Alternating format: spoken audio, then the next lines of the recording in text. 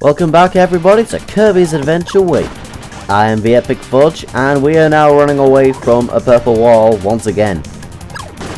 This is probably one of the hardest out of all of the black space areas, because while I'm trying to swallow up, what you're basically supposed to do is swallow the star blocks right here and destroy the bomb rocks as soon as you can. The thing is, as you can see right there, I only have, you only get like one chance. Especially that one, that's a bit of a tricky one. If you miss that one, then the purple wall will end up going over that platform, and you won't be able to get it. So yeah, this is one of the less forgiving kind of challenges in this one. If you end up messing up, well, that's it.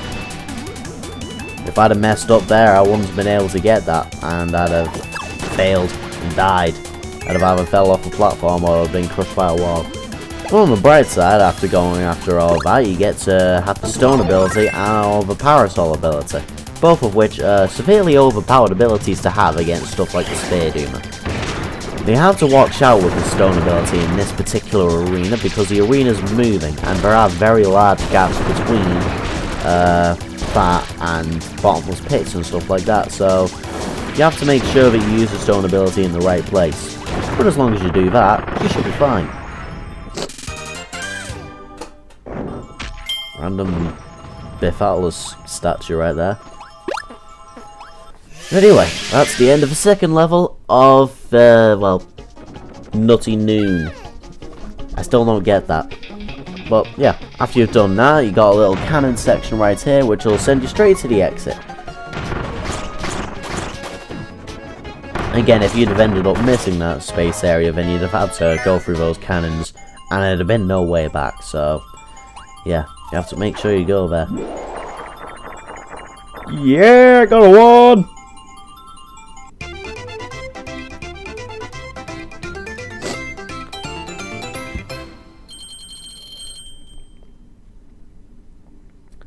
So then, on to the next level.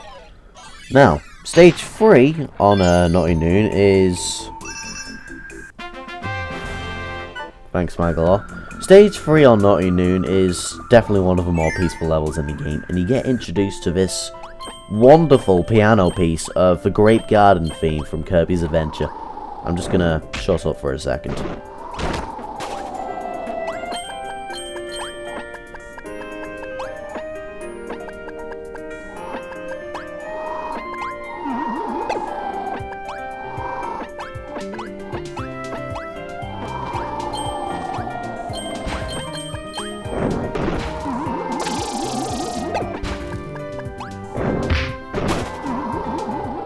Needless to say, among Kirby fans, this theme is definitely a fan favourite out of pretty much anyone who plays this game and is familiar with Kirby's Adventure.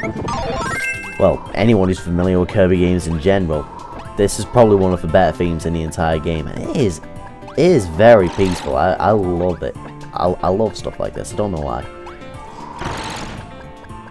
But anyway, in case you haven't gathered, what you're supposed to do here to counteract those strong winds that'll stop you from moving, you have to grab hold of these ropes, and once you're on the ropes, the wind can't really do anything to you because you're grabbing hold of ropes. So yeah, you have to make sure you utilize that correctly. Once you do that, you should be fine. You just have to make sure that when you're on a platform, that you don't fall off and stuff. That didn't go all that well at all.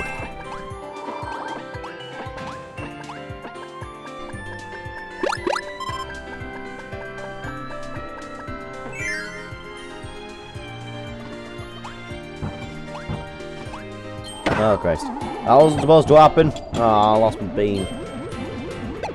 Anyway, there's no ropes to grab onto this section, and even though the wind isn't incredibly strong, it's still strong enough to mess you up quite a bit, so you have to make sure that you don't fall off these platforms, especially when you have this cannon.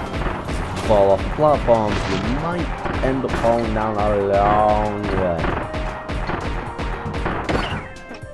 You also might get shot by other cannons. You know, as you do. Anyway, oh, you don't need the cannon for any gears or anything like that, you just get it for food and one-ups and stuff.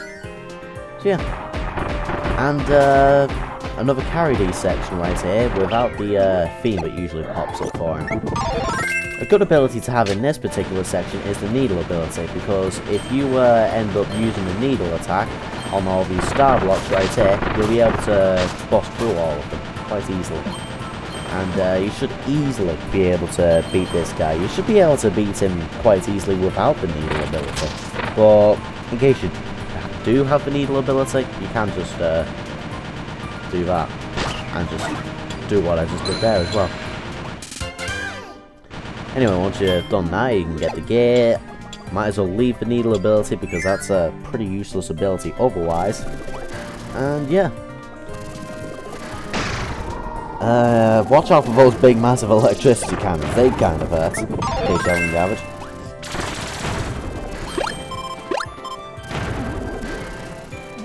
Also make sure you don't get eaten by those things, because that's kind of painful when you do. And again, you have to shake to make sure you don't get fully eaten. Stuff like that. You need the beam ability so you can get through to that orange room right there, and...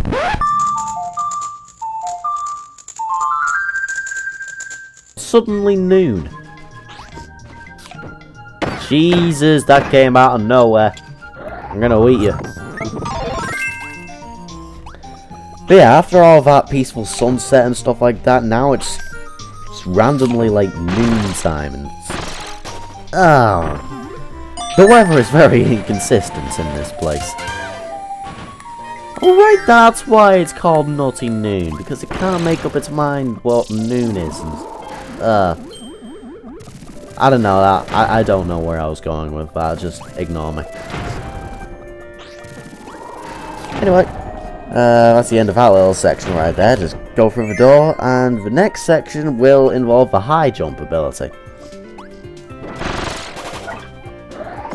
Now, the gear that you were supposed to get here was actually a pretty tricky one to get, actually. I'll get to how it works once I'm finished. Well, basically, it involves you trying to get up to the platforms as quickly as you can. This is it right here. Now, what you're supposed to do here is grab onto the lever, drop down, and then use a high jump as soon as you can to get that gear right there. I was doing it wrong on the first playthrough, and because I was doing it wrong, I couldn't find out the way to do it correctly. And I actually thought that the only way to do it was to get a second player and have one player stand on the switch while the other one gets onto the gear and stuff like that. I couldn't do it properly. I can now, but on my first go, I was not that good at this game and stuff like that.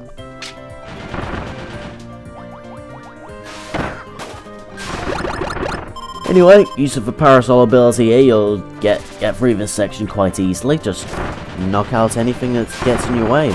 Make sure you don't take hits, and make sure you don't have bats trying to suck your blood and stuff. That's usually painful.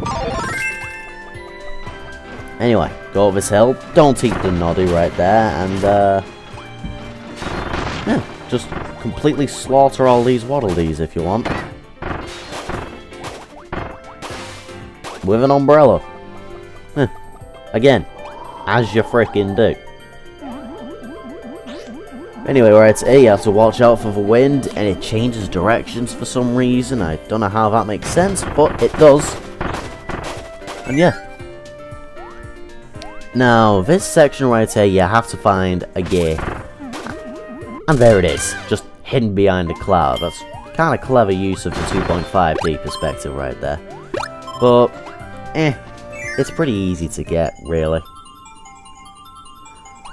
But anyway, after that, we've finished the second level of the game, and, well, no, we finished the third level of the game, and we're now on to the fourth one. Which, in my opinion, is also a very fantastic level.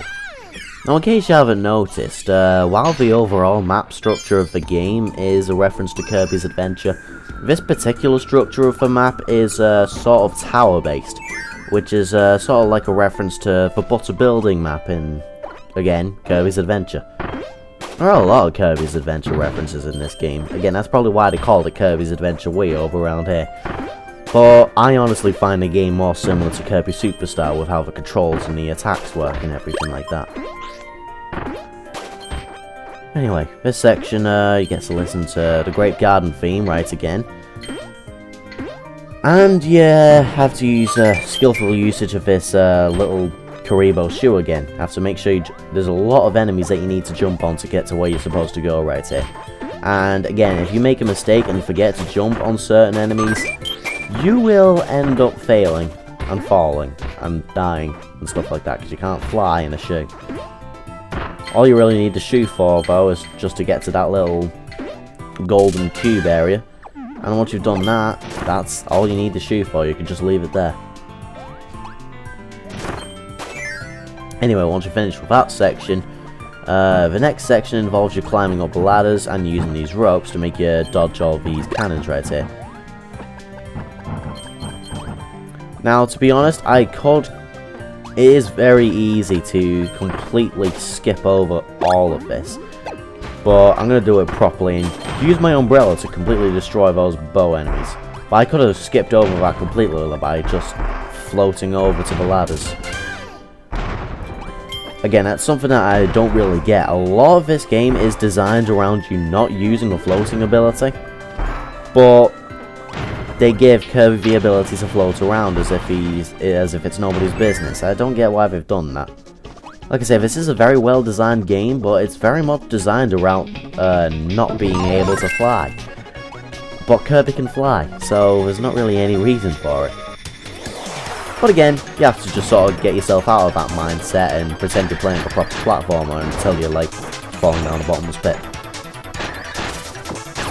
Anyway, here we're once again up against Super Bonkers, and the ice ability is quite helpful because the ice ability can freeze any projectiles that he throws at you. You can also eat stars and spit them back out at him, or you can just turn into a massive ice ball and do that. And then you get the ground hammer, and there's absolutely no reason to have it right here, so let's just go through the door. Anyway, all you really need the ground hammer for right now is just to smash everything in your way. Eventually you'll start finding big massive stakes that you'll have to smash down like that. And you need at least a level 2 hammer, I think, to get down, to destroy that. The first time I destroyed that, I think I ended up using like a level 2 hammer and then just running along as if nothing happened, and I completely ended up missing out like the space area. So that was a complete and utter fail on my part. I just ended up missing it out completely. I have no idea how I ended up doing that, but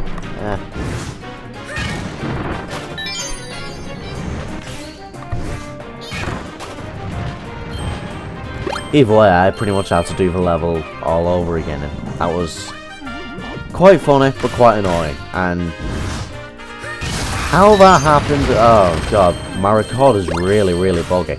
It's a decent recorder in terms of quality for games like this, but bloody hell, it does a really bad job of trying to get all the frames. I need to get a new recorder soon.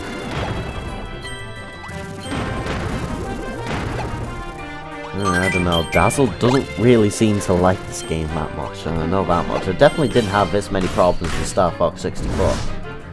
But either way, you just need to get a full powered hammer onto that spring, and that'll send you to the end of this level. Smash through everything in your way, go through that bell which gets destroyed, and yeah. Once again, that's all we've got time for this part, ladies and gentlemen. So I shall see you guys in the next part of Kirby's Adventure Wii.